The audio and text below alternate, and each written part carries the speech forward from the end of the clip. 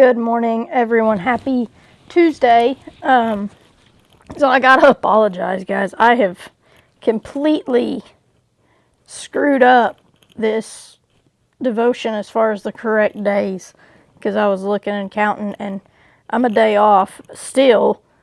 And so I got looking, and I guess way back at the beginning, like day 3, I missed. I went from day 2 to day 4. That's completely my fault. I don't know how I missed that, and I apologize for that.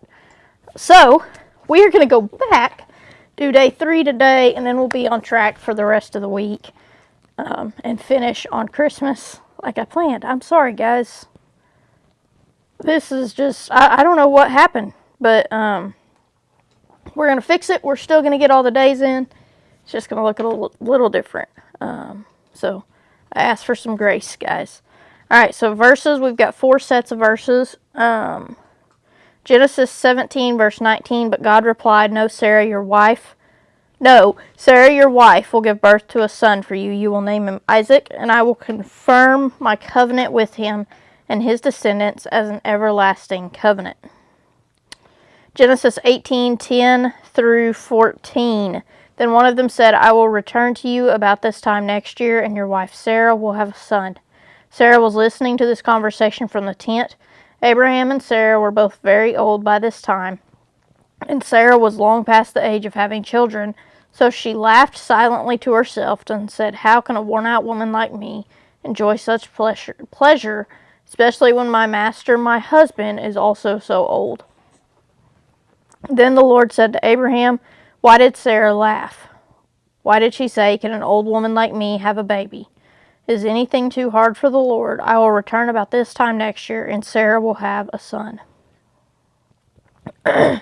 Genesis 21:1 through 7. The Lord kept his word and did for Sarah exactly what he had promised. She became pregnant, and she gave birth to a son for Abraham in his old age. This happened at just the time God said it would, and Abraham named their son Isaac. 8 days after Isaac was born, Abraham circumcised him as God had commanded. Abraham was 100 years old when Isaac was born. And Sarah declared, God has brought me laughter. All who hear about this will laugh at me. All who would have said to Abraham that Sarah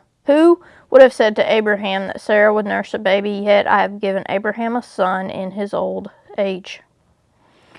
Luke 3:23 to 24. Jesus was about 30 years old when he began his public ministry. Jesus was known as the son of Joseph.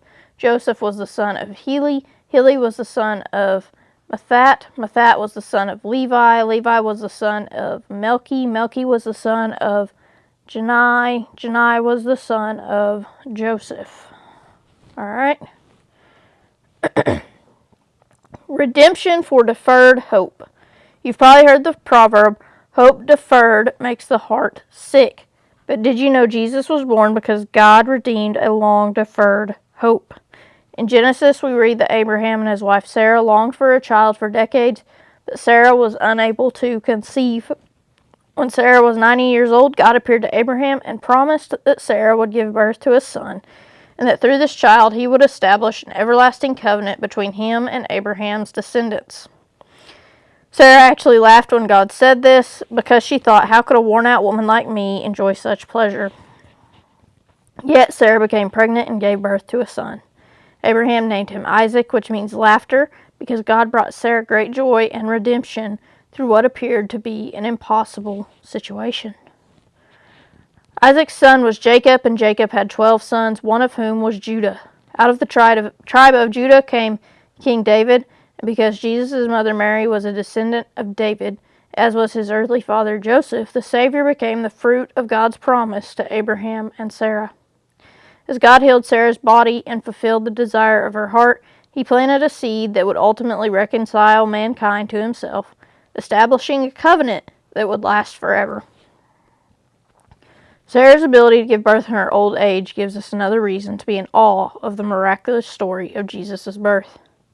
If you are facing deferred hope today, rest assured that God has redemption for this season and will bring about a greater return than you can imagine. Though you can't see the purpose in it now, One day you will. Hold on to God's promises. Like Sarah, you will experience that a longing fulfilled is a tree of life.